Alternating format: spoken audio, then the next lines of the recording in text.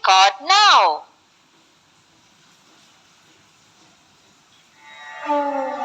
धृतराष्ट्र ने कहा, हे संजय, धर्म भूमि कुरुक्षेत्र में युद्ध की इच्छा से एकत्र हुए मेरे और पांडु के पुत्रों ने क्या किया?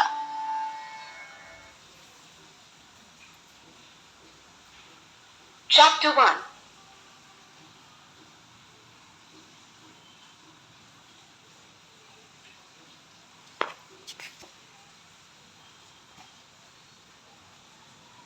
संजय ने कहा, पांडव सेना की व्यूह रचना को देखकर राजा दुर्योधन ने आचार्य द्रोण के पास जाकर ये वचन कहे।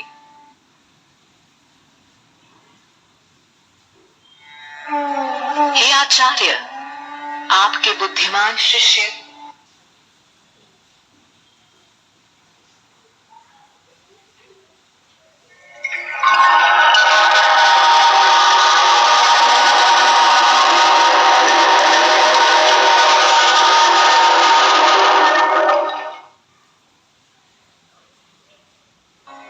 पश्येतां पाण्डुपुत्राणाम् आचार्य महतीं च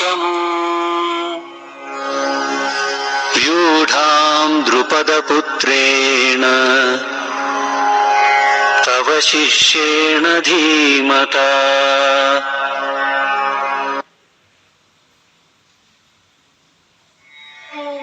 हे आचार्य, आपके बुद्धिमान शिष्य द्रुपद पुत्र धृष्टद्युम्न द्वारा व्यूह रचना में खड़ी की हुई पांडवों की इस विशाल सेना को देखिए। इस सेना में महान धनुर्धारी तथा युद्ध में भीम और अर्जुन के समान शूर योद्धा हैं, जैसे युयुधान, विराट तथा महारथी राजा द्रुपद, धृष्टकेतु और चेकितान तथा पराक्रमी काशीराज भी हैं। पुरुजित और कुंती भोज ये दोनों भाई तथा मनुष्यों में श्रेष्ठ शैव्य भी है। पराक्रमी युधामन्यु, बलवान उत्तमौजा, सुभद्रा पुत्र अभिमन्यु और द्रौपदी के पुत्र ये सब महारथी हैं। हे द्विजोत्तम, अब हमारे पक्ष में जो विशिष्ट योद्धागण हैं, उनको भी जान लीजिए। आपकी इसमें स्वयं आप द्रोणाचार्य, भीष्म, कर्ण तथा रण विजयी कृपाचार्य, अश्वत्थामा, विकर्ण एवं सोमदत्त का पुत्र भूरिश्रवा है। अनेक प्रकार के अस्त्र शस्त्रों से सुसज्जित तथा युद्ध में कुशल और भी अनेक शूरवीर हैं, जो मेरे लिए प्राण त्यागने को तैयार है।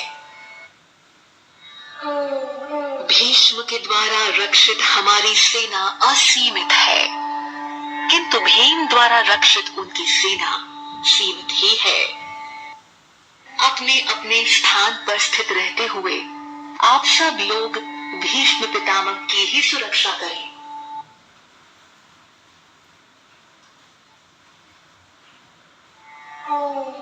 दुर्योधन को प्रसन्न करने के लिए कुरु वृद्ध पितामह भीष्म ने सिंह के समान गरज कर जोर से शंख बजाया।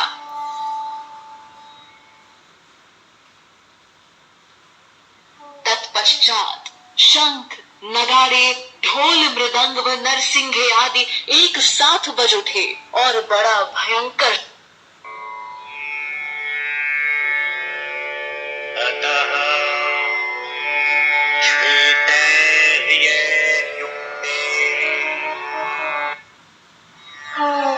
उसके बाद सफेद घोड़ों से युक्त महान रथों पर बैठे हुए भगवान श्री कृष्ण और पांडुपुत्र अर्जुन ने दिव्य शंखों को बड़े जोर से बजाया। अंतर्यामी भगवान श्री कृष्ण ने 5 जन्य नामक शंख बजाया। अर्जुन ने देवदत्त नामक शंख,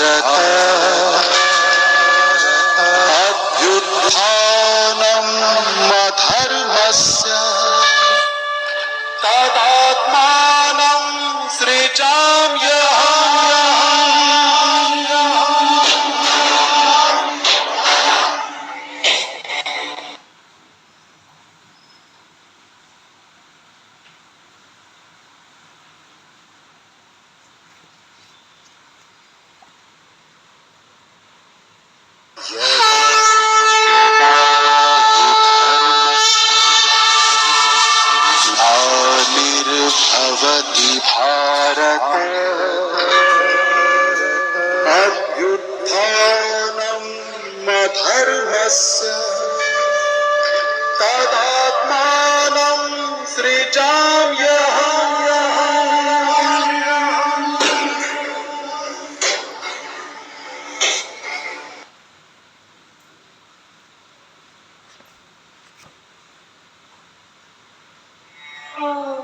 धृष्टकेतु और चेकितान तथा पराक्रमी काशीराज भी हैं। पुरुजित और कुंती भोज ये दोनों भाई तथा मनुष्यों में श्रेष्ठ शैव्य भी है।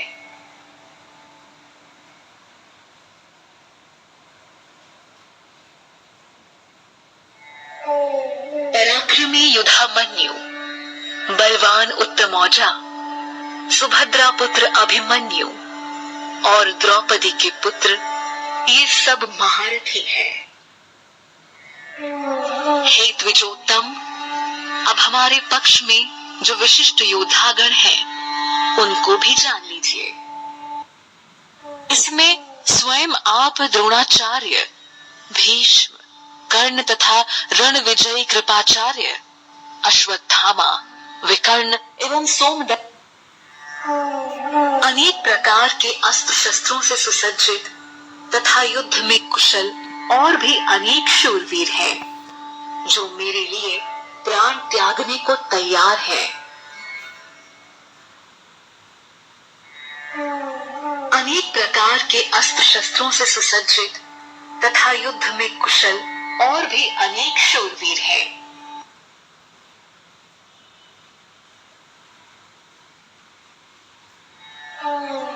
भीष्म के द्वारा रक्षित हमारी सेना असीमित है, किंतु भीम द्वारा रक्षित उनकी सेना सीमित ही है। अपने अपने स्थान पर स्थित रहते हुए आप सब लोग भीष्म पितामह की ही सुरक्षा करें। दुर्योधन को प्रसन्न करने के लिए कुरुवृद्ध पितामह भीष्म तत्पश्चात शंख, नगाड़े, ढोल, मृदंग व नरसिंघे आदि एक साथ बज उठे और बड़ा भयंकर शब्द हुआ। उसके बाद सफेद घोड़ों से युक्त महान रथों पर बैठे हुए भगवान श्री कृष्ण और पांडुपुत्र अर्जुन ने दिव्य शंखों को बड़े जोर से बजाया। अंतर्यामी भगवान श्री कृष्ण ने 5 जन्य नामक शंख बजाया। अर्जुन ने देवदत्त नामक शंख और भयानक कर्म करने वाले वृकोदर भीम ने पौंड्र नामक महाशंख बजाया।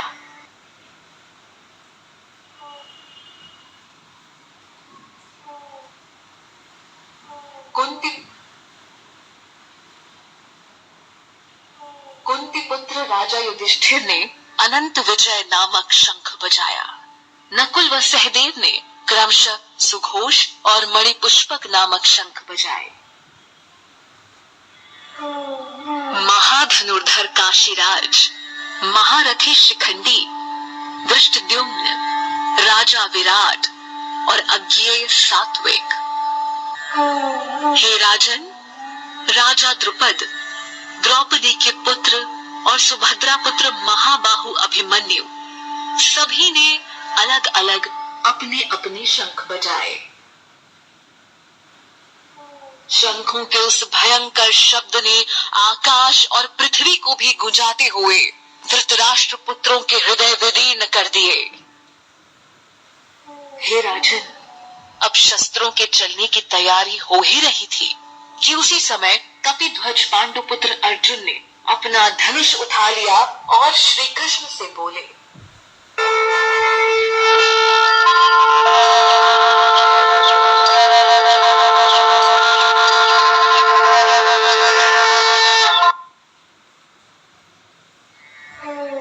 अर्जुन ने कहा, हे अच्युत, मेरे रथ को दोनों सेनाओं के मध्य में खड़ा कीजिए, जिससे युद्ध की इच्छा से खड़े इन लोगों का मैं निरीक्षण कर सकूं कि मुझे इस युद्ध में किनके साथ युद्ध करना है। धृतराष्ट्र पुत्र दुर्बुद्धि दुर्योधन का हित चाहने वाले उन राजाओं को देखना चाहता हूँ। जो युद्ध करने आए हैं। संजय ने कहा, हे भारत, अर्जुन के इस प्रकार कहने पर श्री कृष्ण ने दोनों सेनाओं के मध्य अपना रथ खड़ा कर दिया। भीष्म, द्रोण तथा पृथ्वी के सभी राजाओं को सामने खड़े देखकर श्री कृष्ण ने कहा, हे पार्थ, अर्जुन ने वहां उपस्थित दोनों सेनाओं में खड़े पिता के भाइयों, पितामहों, आचार्यों, मामों, भाइयों, पुत्रों, पौत्रों, मित्रों को देखा। दोनों सेनाओं में श्वसुर और शुभ चिंतकों को भी देखा। उन उपस्थित सभी बंधुओं को देखकर उनका मन करुणा से भर गया और वे शोक युक्त होकर बोले, युद्ध भूमि में अपने ही लोगों को युद्ध के लिए सामने देखकर मेरे अंग शिथिल हो रहे हैं और मुख भी सूख रहा है और मेरे शरीर में कंपन तथा रोमांच हो रहा है। मेरे रोम खड़े हो रहे हैं, मेरे हाथ से गांडीव धनुष छूटा जा रहा है और त्वचा जल रही है। मेरा मन भ्रमित हो रहा है और मुझसे खड़ा नहीं हुआ जा रहा। हे केशव, मैं इसमें अपशकुन देख रहा हूँ और युद्ध में स्वजनों को मारकर कल्याण भी दिखाई नहीं दे रहा है। हे कृष्ण, न मैं विजय चाहता हूँ, न मैं राज्य और न ही सुखों को चाहता हूँ। हे गोविंद, हमें ऐसे राज्य से अथवा ऐसे भोगों से जीने का क्या लाभ है?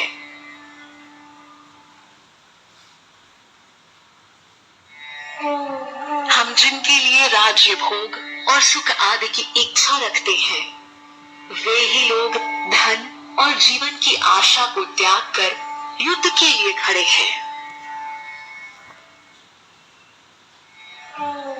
ये लोग गुरुजन, ताऊ, चाचा, पुत्र, पितामह, श्वसुर, पोते, साले तथा अन्य संबंधी हैं।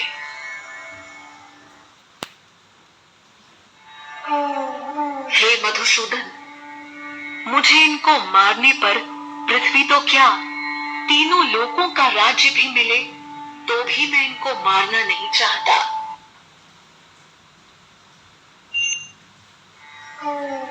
हे मधुसूदन, मुझे इनको मारने पर पृथ्वी तो क्या, तीनों लोकों का राज्य भी मिले तो भी मैं इनको मारना नहीं चाहता।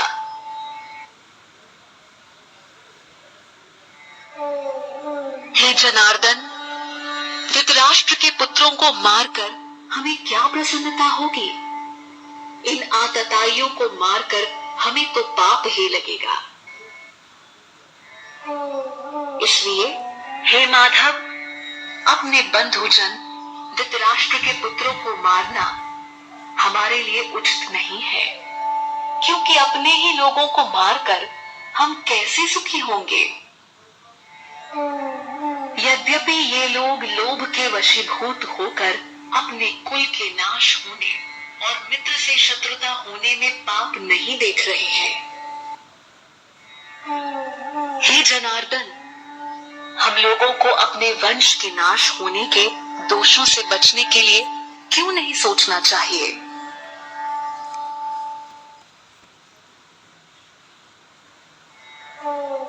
कुल के नष्ट होने से सनातन धर्म नष्ट हो जाते हैं। धर्म नष्ट होते ही सारे कुल को पाप दबा लेता है।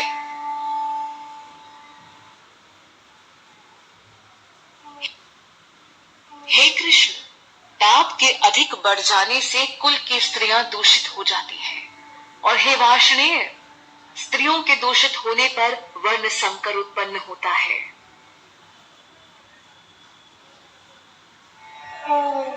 वर्ण संकर कुल घातियों के कारण कुल नरक में चला जाता है और पिंड जलदान की क्रिया से वंचित इनके पितर भी नरक में गिर जाते हैं।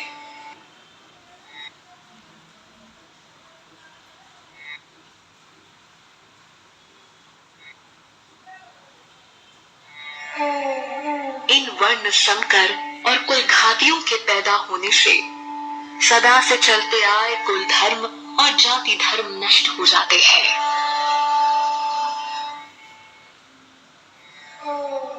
हे जनार्दन, हमने सुना है कि जिनके कुल का धर्म नष्ट हो जाता है उनका अनिश्चित काल तक नरक में वास होता है। ओहो, बड़े शोक की बात है कि हम राज्य और सुख के लालच में बड़ा भारी पाप करने का निश्चय कर बैठे हैं और अपने ही कुटुंब का नाश करने के लिए तैयार हो गए हैं।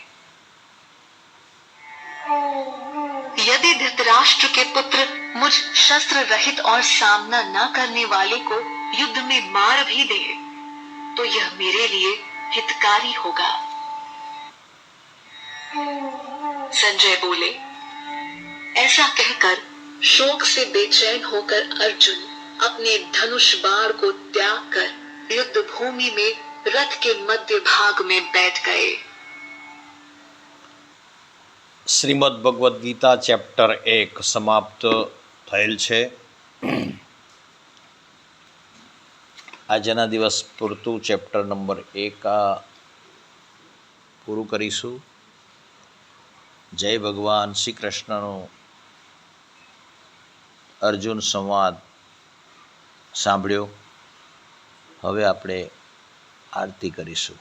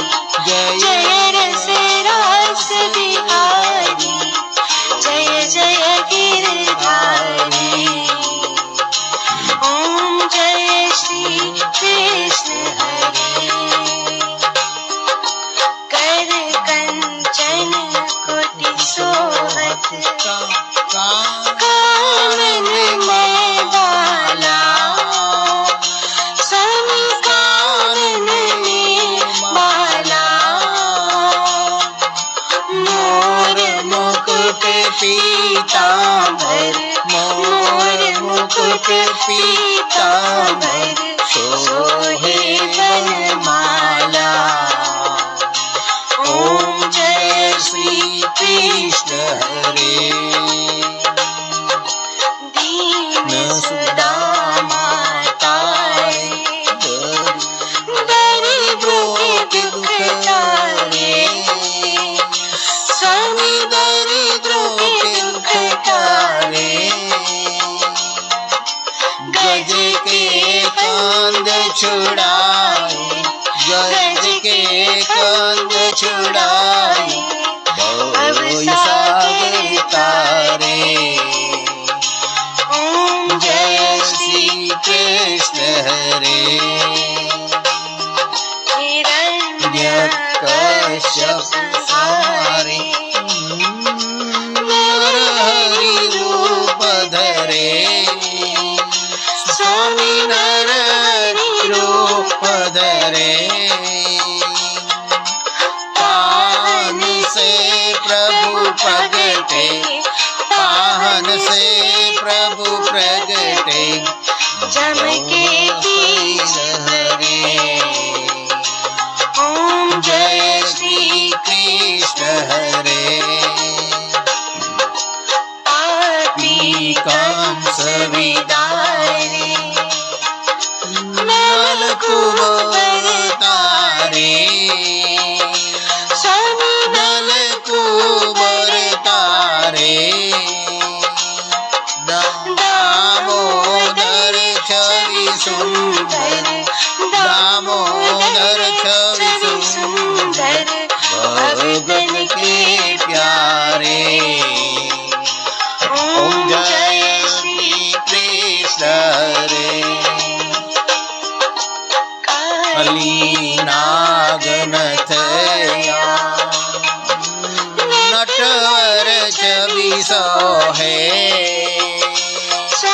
नटवर छवि सोहे। फन फन नाच करावे फन फन नाच कराते नागन मन मोहे।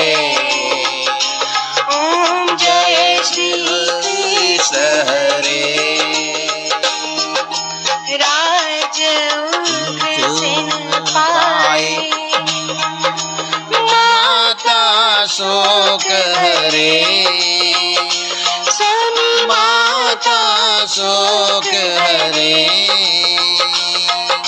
द्रुपद सुतपत साखी। द्रुपद सुतपत राखी करुणा लाज भरे। ओम जय श्री कृष्ण हरे। जय श्री कृष्ण हरे। प्रभु जय श्री कृष्ण हरे।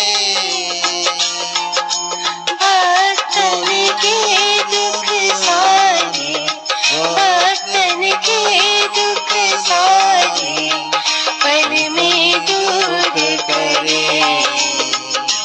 ओम जय श्री कृष्ण हरे। बोलिए श्री कृष्ण भगवान की जय।